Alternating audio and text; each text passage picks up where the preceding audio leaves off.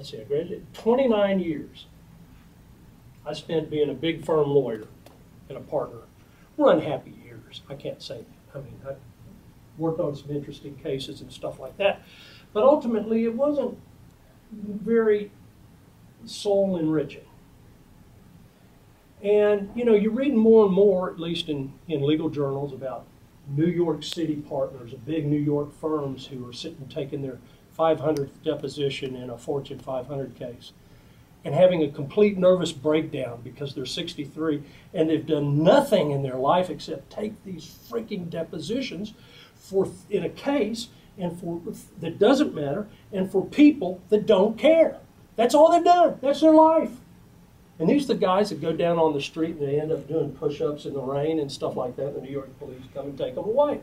You know, there's something more to it than that. But let me challenge some assumptions and expectations right off the bat, okay?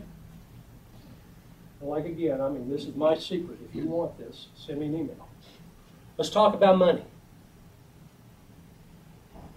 That's the elephant in the room, right?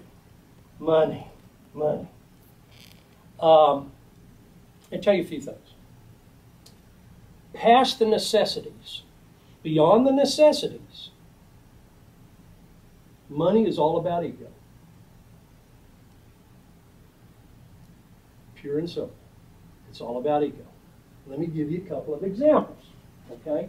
I've got a bag of stuff here with props in it. Now, this is by way of an explanation. This is my high school football helmet. If you ever wonder what lawyers do for society, look at that.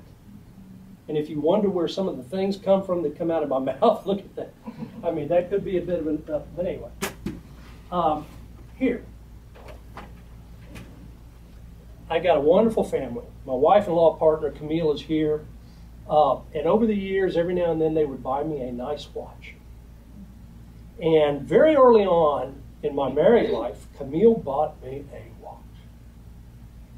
And this is a Cartier watch. And they don't make it anymore. And I have no idea what it's worth. Okay? And I took it in to get a band in a Cartier store in New York once, and they said, you know, sir, this isn't made anymore. Do you know what this is worth? And I said, no, can you just put a band on? Yeah. Now, what's interesting about this is I ain't wearing this watch tonight. I haven't worn this watch for so long that it stopped working. It says it's 3:35. Okay? It doesn't. I'm wearing a Timex. I bought this for $50. Its time is perfect. It tells me the day, the date.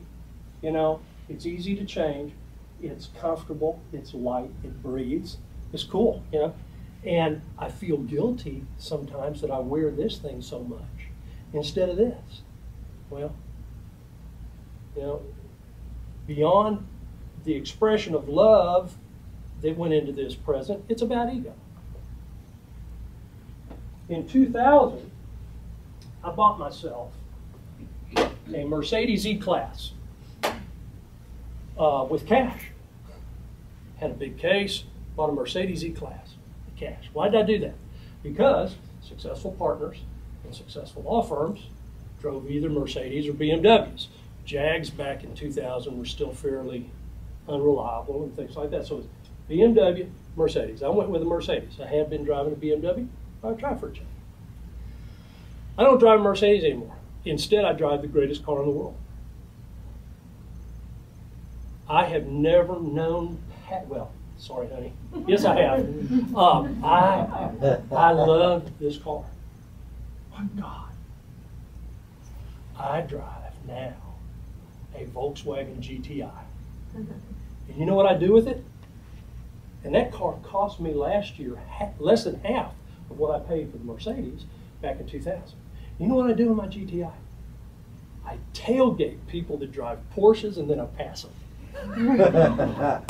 And if you ever want to spend heavy money for a hot car, Dick and I both can tell you, got bad news for you. There's a kid sitting next to you in the light driving a 10-year-old sport bike that can absolutely wipe you out. You know, so sorry. Okay? It's all about ego. It is all about ego. And another thing I realized was the people that need you, and to the extent quality of life gets wrapped around being needed, feeling like you've got something you've got to do for somebody else today, the people that need you cannot afford you. They can't afford you. I'll never forget, I went to back in the big firm days, I went to a pharmaceutical law conference. Big, huge thing out in San Francisco. They have these things. Huge conference center, you know, and in-house counsel from big pharma there, and lawyers from all over the country. We weren't there 2 hours before the in-house lawyers from the big pharma companies took their name tags off because they were being literally devoured by lawyers from other law firms dying for their business, asking them to dinner, can I buy you a drink? These guys, they had so many people. I mean, this was a pure demand market for these guys. There was so much oversupply. There was so much oversupply. And then you read that, gosh, what was it, less than 10% of people in Kentucky with a foreclosure problem this last year had a lawyer.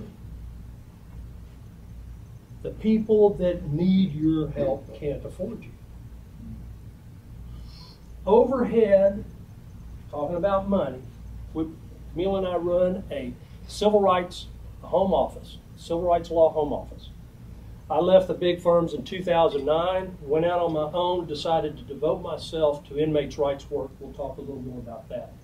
But I couldn't have done it 5 years ago. Couldn't have done it 10 years. It sure as hell couldn't have done it 20 years ago. When I came out of law school, technology was mad cards, and we were fascinated by the little IBM Selectric ball. Holy mackerel, how does that do that? You know, now you've got technology. Camille and I research the law for free on the internet. We've not needed LexisNexis or Westlaw or anything like that. I'm on various inmates' rights listservs. We can connect. We trade briefs. We trade memoranda on legal issues. We trade thoughts on different circuits and rulings in different courts. The internet is your friend. Overhead and anything you do, overhead and anything you do is your enemy. Use the internet to destroy your overhead. Don't be afraid to work out of your house because the government will pay you to do that. We get a deduction. We take a deduction off our tax.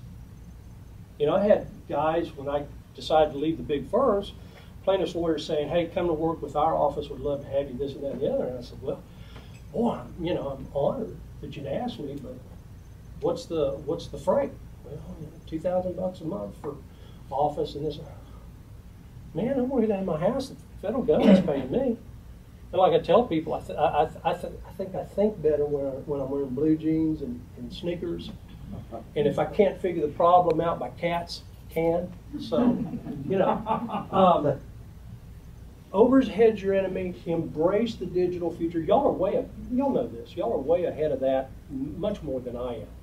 But understand what that means and the way that business used to be conducted and is conducted now. You are a walking office.